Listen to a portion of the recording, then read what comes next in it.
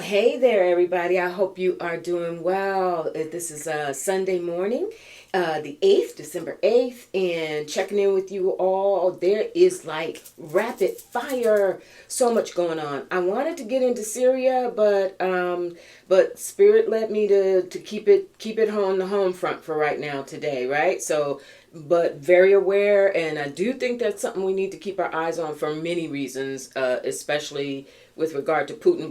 But again, I'm gonna Spirit said not today. There was too much. I'm like, my head, you should, I was in prayer and my head was like, like, Spirit, help me narrow it down. That is one reason why. And for those of you who don't know me, I am a tarot and oracle reader, but I'm also a former journalist. So note taking, research, trying to keep things organized in a certain fact. I'm just wired for it. So I had to like look, page full of notes. I had to sit down and like, all right, Spirit, we can, we need to make this make sense this morning. So I narrowed it down. Few things are definitely, I felt the urge, the guides were saying to talk about today. Thank you all for being here. If you are new to the channel, I hope you like the content. And please remember to hit that like and subscribe button. It helps the algorithm. It helps the channel to grow. Those who are existing subscribers, thank you so very much, and my members. And I appreciate your comments. You notice most of the time I will respond.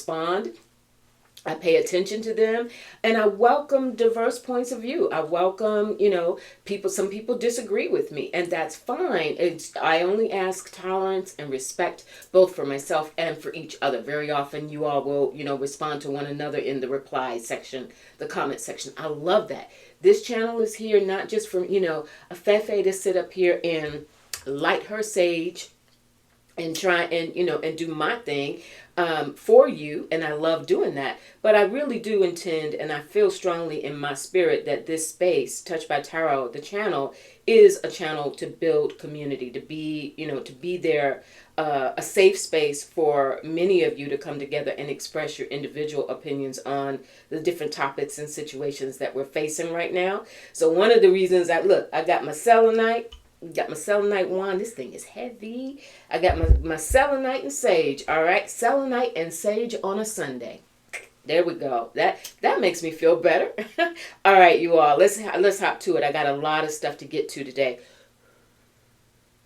Um. United Healthcare CEO suspect still, as of right now, I'm taping this early on Sunday morning, is still has not been captured as far as I know. I haven't turned on any news yet this morning. When I read on them the other day, the presumably a male, some people said they thought it was a female disguised as a male. I'm not getting that vibe, but the idea is that they got away and got on a bus. I saw them when I read on them a couple of days ago. I saw them still somewhere in the New York metropolitan area, or it just felt like New York. I just kept hearing New York. Maybe that was still in the state. Maybe they were in the process of leaving the state. I don't know, but this is really interesting. What this is going on day 5. I definitely saw in the prior reading, Spirit said, it's too intense. This has gained too much national attention. Law enforcement's rep is on the line, both New York State and otherwise, FBI, etc. Now that it's more on a national scale, so they're going to get caught, and we'll see what happens. Here's what I want to go to Spirit for on that, though, you all. I was interested and surprised at the reaction to this killing of Thompson, the former CEO of United Healthcare. A lot of people, and this wasn't just a MAGA, the wrestling Hulk kind of crowd that was saying, a lot of people all over the country were saying, sorry, not sorry. The degree to which people are frustrated with insurers like United Healthcare as well as others, it's really boiled over.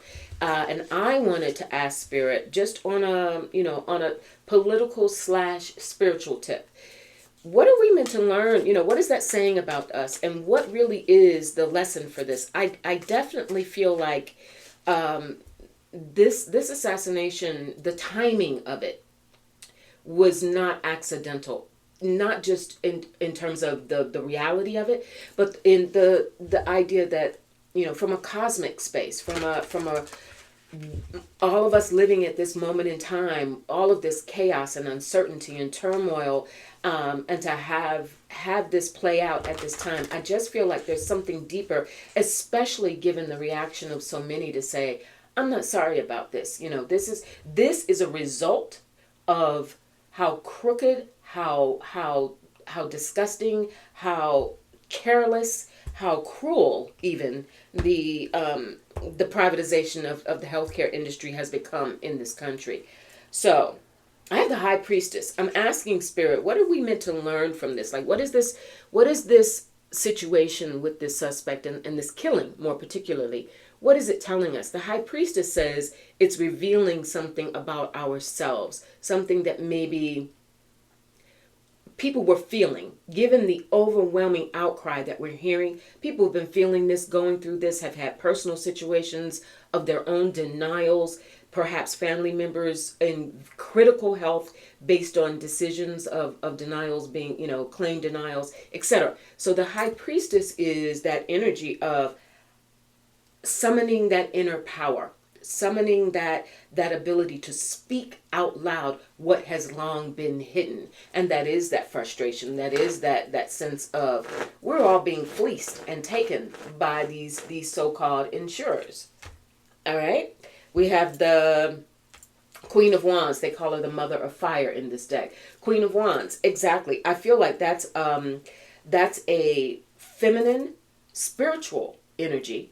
Queen of Wands, spiritual energy that is saying enough. The fire has been lit. Notice this is also divine feminine energy between these two that have just come up. High priestess, divine feminine energy, followed by the Queen of Wands. This is something where there's so much that has been happening around women or feminine, divine feminine issues that even the earth itself, we say Mother Earth, even the crimes against the earth itself, there's something where there is a rising up. And here, Mother of Earth. Okay? That says it. There is a rising up there, and it has come from a place within so many of us, men, women, across the board, all races, all political beliefs. This is a human issue, and I'm also hearing it even goes back to people's continuing lingering frustrations over the traumatization from the COVID pandemic right on into today, right? So that explains it, or helps explain this context, that there is this feeling and this eruption of truth telling, really, is what I feel. It's not just anger or emotion, it's truth telling. People didn't know Thompson personally to have an emotional response to his assassination. I did feel, let's keep in mind that there's a wife, there are children, there are people who are impacted by this, but that's just, that was just the humanity side of it. I felt from my spirit, but I get it, you all. I get it. I wasn't shocked when I saw, and I appreciate your honesty when you leave those comments. So that's what's happening. There is this, I almost feel volcanic, that Queen of Wands, right? Fire. That there's a volcanic energy that is starting to erupt. Remembering too that so much of this is happening in the wake of the election. So people's feelings and temperaments are very, very high. People are on a razor's edge. So things like this, the willingness to speak truth, to not hold back, we're going to see more and more of that. All right, we need to move on. Lots to cover today. AOC has announced that she is in fact going for that top position or high-ranking position in the Oversight Committee. We knew that was coming because Raskin has moved over. Nadler decided to bow down, and what's his name? Jerry Connolly, maybe, the 70-something-year-old who was in line for the position after Raskin moved off. I don't know that it's happening. I really feel like this ground spirit is saying this groundswell of young generational change, that has to happen. People do not want the same old, and even within Congress, within the Congress, within Washington D.C., there's a sense, I think, a tide turning that people are like, this is something very different. And also, what I saw happening is Elizabeth Warren, of all people, has come out apparently and said she's looking at Elon Musk like, okay, if this is gonna go down, if he comes up with progressive cost-cutting measures that make sense to trim government costs, I will work with him. And before everybody could start clutching their pearls like, oh my God, they've gotten into Elizabeth Warren's head, she also said, but if he does, something that feels dangerous and not acceptable, I will fight him. And I think that is also a growing spirit, saying that's a growing concern, or not concern so much as a growing sentiment is the word they're saying. A growing sentiment within progressive factions of Congress. And you're going to see more and more traditional congressional people on both sides, but particularly the Dems, begin to shift in a more progressive direction, because what was cannot continue to be. Simple as that. I got companionship from another deck. So yes, this feels like a birds of a feather flock together type of energy. So don't be surprised, you all. I think the reason Spirit led me to this and to look at this is, don't be surprised, and not to be reactionary, because we are going to see people with whom we identify a certain way, who are, for one reason or another, should all of this play out, and I know I have to acknowledge there are many among you who still feel that Kamala somehow will be the next president, that something's going to happen. We will wait and see. But for now, what I am seeing, I have to call it like I see it, should things progress the way, and continue on the track that they are, you're going to see more names of people who have a lot of respect on the left and among liberals and even moderate Democrats, who are going to, their job at this point, Spirit is saying, is to figure out, how do I work with these people, even if it means learning enough about what they're doing that I can then fight them, resist them, figure out a way to put some brakes on what some of this is. There's also a willingness, because the plan, Spirit is saying, is to attract daughter of water, the flow. And I feel like that's also within the feminine, feminine leadership within the Congress. Old guard, like, established guard like Elizabeth Warren, we got AOC, we got Crockett, we got many others. We have Angela Also Brooks, who was elected into the Senate out of Maryland. There are some powerful women. Even though there's all this toxic masculinity going on, that divine feminine that we saw come through at the beginning of this reading, you all, like there are pockets, like they're planting pockets of this energy among women in everywhere. Like, you're not gonna stamp them out, and that ain't happening. So watch for that.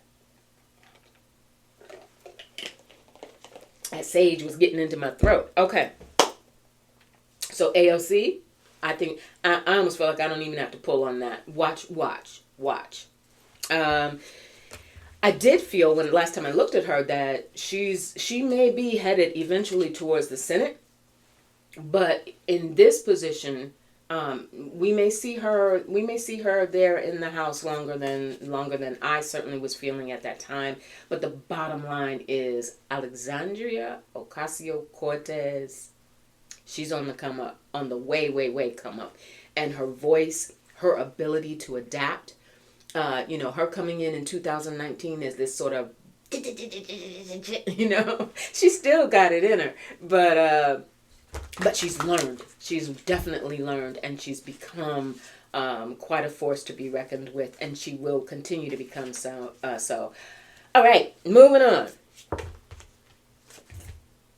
Oh, I have to say, on a humorous note, did you all see that handshake between, I call him Mickey D for the McDonald's, right? in all the Big Macs. So, did you see that so-called handshake between Mickey D and Macron in France? It's just laughable. Like, he goes and grabs his hand and like yanks him to him and keeps pulling his hand toward him. Like I'm the big cheese. Like, so photo op. This wrestling thing that he's been getting into. This UFC thing kind of thing. Like, it felt like he was just having a moment, right? And it was laughable. And rather than him looking like a dignified or a dignitary, which, like, tell me when that day arrives. But it was almost laughable. But it was interesting because Macron, he basically forced Macron to like almost have to fall into him. He yanked him into him, and I guess that was supposed to be a signal of power, but it really looked a little silly. All right, moving on. Let's see what else we got here. Last thing, Pete Hegseth, nominee, Mickey D's nominee for Department of Defense, right? We've all been hearing about it, and day by day by day, it's been feeling like, it was going to go down the toilet. Like, the guy, off of Fox News, you got folks reporting that he was showing up on the set, alcohol on his breath. Then he shows up to talk to congressional leaders like, yo, if you go ahead and give me this job, you approve my nomination, I promise I'll cut the alcohol. Like, okay, that's a condition of employment. And that's what you're bringing to the table. I'll stop drinking. Really, really wild. The stuff with women, like, we know those stories. But here's the thing. For a hot minute, you didn't hear anything from Mickey D. Mickey D, we heard, was then considering Ron DeSantis. That was not a choice I know he was happy with, but at that point it was like, who can you nominate for this position that can get confirmed, right? We can get rid of all this drama. Record is clean. You're not going to have to go through anything like what we're seeing with Hegseth. Then, as soon as we heard that, okay, Hegseth is in trouble. Trump was not making any phone calls to people at that time saying, look, this is my boy. I need you to help get him through. Now, boom, the hamster wheel turned around again. And apparently, because if that were the case, if Trump had, Mickey D, if Mickey D had made up, if that had been the decision, then I think we would have seen Hegseth step down last week or so, right? But the fact that he hung in there, said the word was, Mickey D was telling him, you got to fight for it. You have been Kavanaugh'd. Brett Kavanaugh, we remember that debacle when he was being confirmed and got confirmed. Ooh, let me light the sage again. It went out. So, you're being Kavanaugh. So they said, essentially the messaging from Mickey D to Hegseth was, you got to fight. You're going to have to thug this one out and fight for this. So now we're understanding that behind the scenes, Mickey D is in fact pulling for Hegseth to get confirmed. Why? Because we've heard this and we're seeing it play out in real time. His main thing is he wants loyalists. It has to be unfettered, unchecked, blind loyalty in order to get these positions. And we already know that would not be the case with DeSantis. Not only that, but DeSantis apparently dogged Susie Wiles, who we know was one of the main forces behind Mickey D's campaign. He has now chosen her to be his chief of staff, right? She's a power hitter now. Whether she knew how far she was going to go or not, that's the situation she's in. And apparently, Ron DeSantis tried to get her in Florida politics. That's her background, Florida.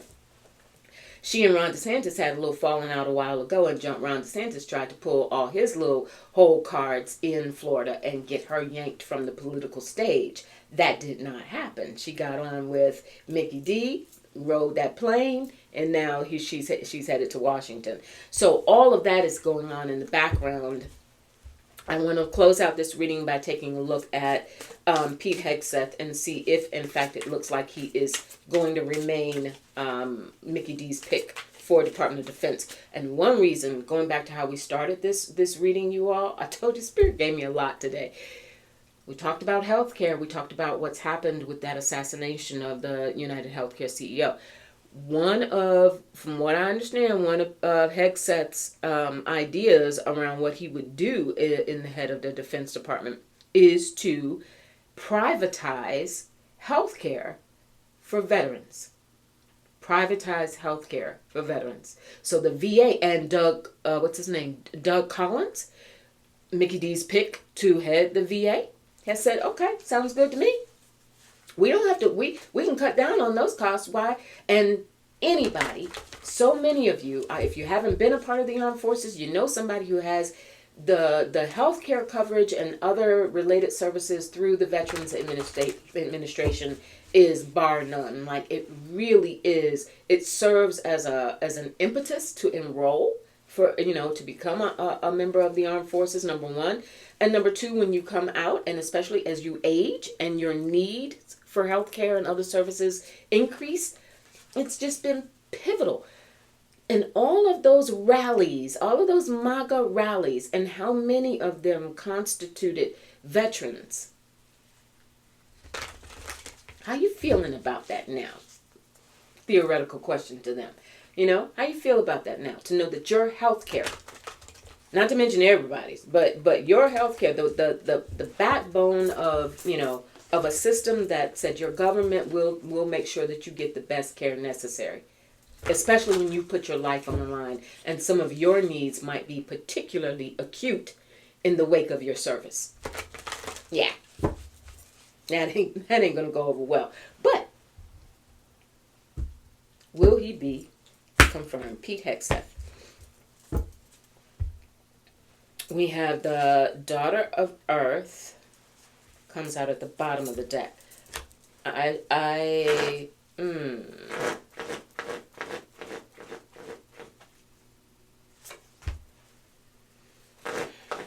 King of Swords. I keep looking over there at her. I'm trying to figure out who that is. Oh, no, but that's young. A younger person. I almost said Susie Wiles, but she would come up as a queen, not as a daughter. And a Five of Wands. Oh, I think this may be Hegseth's wife who's having some struggle with this. There's something she's conflicted about it. There's an energy that she's putting out there that almost is saying, I want this for him, but I also recognize that he'll be walking into a lion's den if this happens for him. Spirit, am I right about that? Am I looking at Hegseth's wife? Ten of Swords. Yeah, she's worried. She's super, super worried about him in general, and the idea that all of his dirty laundry has been put out. This has impacted their relationship, but that's not the point of my reading, and I try to be respectful of people's inner spaces. So let's move on from that. I just needed to know who that was I was looking at. So, King of Swords, Prince of Pentacles, Ten of Cups at the bottom. In the past, Three of Pentacles. That's the work that's been done to try and get his name out there and get him through. Ace of Cups at the top of the staff. Knight of Wands in the future.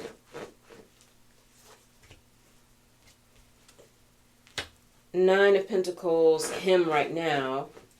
That's him talking to and really making the push on Capitol Hill to say, look, you all know I can do this. I am Trump's preference, because, DeSantis, it's so bad. Like, how is he going to feel to lose that potential spot to someone like Hegseth? For all of his brouhaha, and who he thinks he is, popping his collar about what he's done and managed to do in Florida, and then to lose out on, to have to ultimately be chosen to be sidelined because of the choice was someone like Pete Hegseth.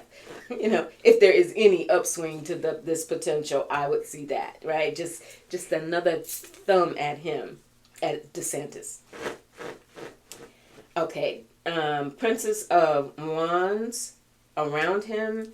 The Magician, hopes and fears. And the outcome, Queen of Pentacles. Now that's Susie. I felt like Susie Wiles was coming.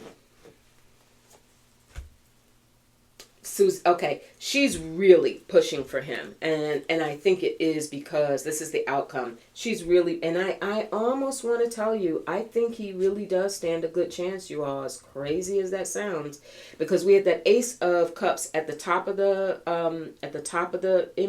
spread, Celtic Cross spread, and then we had the Magician in the hopes and fears column. That's feeling like there's enough spark and momentum and discussion, because the Magician is ruled by Mercury, right? Communications, moving, machinations, moving things around behind the scenes. So that's a lot of the hopes. I feel like he's hoping that he's done enough. His poor mama, and maybe some of this feminine energy. I'm seeing Susie Wiles, but this is more of someone with influence than the emotional component.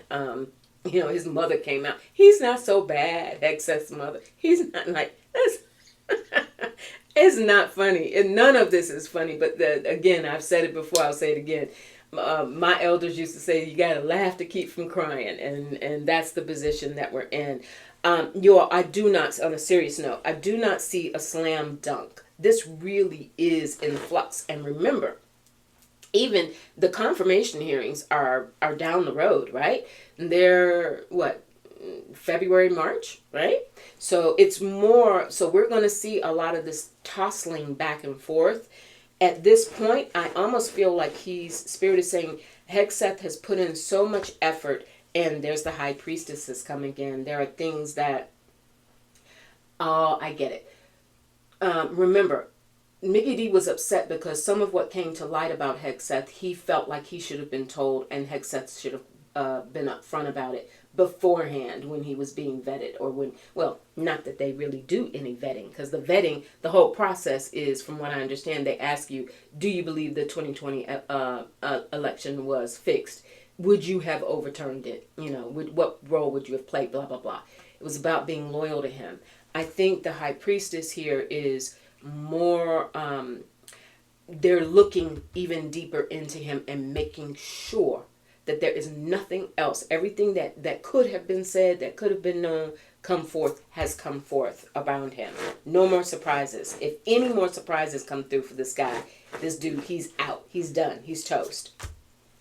Seven of Earth, Seven of Pentacles. It is a card of appraisal, assessment, taking a moment to check out Pentacles, what you've done, blah, blah, blah. So that's it. He's not out of this. And I don't know that he's not out and he's not in. He's in this in-between space as they continue to evaluate the pros and cons. But the pro, 100%, is that someone like DeSantis would be a shoo-in for confirmation, but he's not a loyalist. And that is their number one, over substance, over qualifications, over aptitude to do these jobs. The number one qualification has been loyalty.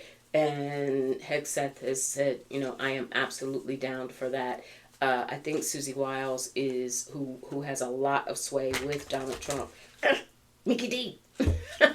I think she's definitely still in Hegseth's corner, because definitely does not want to see and have to deal with Ron DeSantis. All right, you all.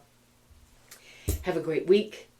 Let's see what else develops. I'll check in with you all in a couple of days. All right? Be real good. Remember to breathe. Remember, this is look to the larger maybe look to the larger reasons for things. I do think that overall we're being challenged to not just be reactionary, like not just react to what we see, but to take that moment and think about why is this happening? What are we meant to learn from it, and how we are learning more and more about ourselves as a culture, as a country, beyond race, beyond geography, beyond age, beyond many things.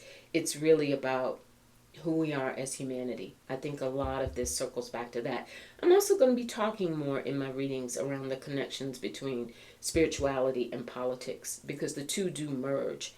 Aside from, say, the MAGA faction and the whole Christian nationalism thing, right? That's not what I'm talking about, although that is part and parcel. A lot of what Mickey D was able to achieve was through the persuasion of the Christian fundamentalists. So again, this connection between faith or spirituality and politics, I think there is something to dig into there. I think that it has a lot of power and a lot of sway in the direction that we're headed. All right, enough said. I'll talk to you real soon. Take good care of yourselves. All right, bye.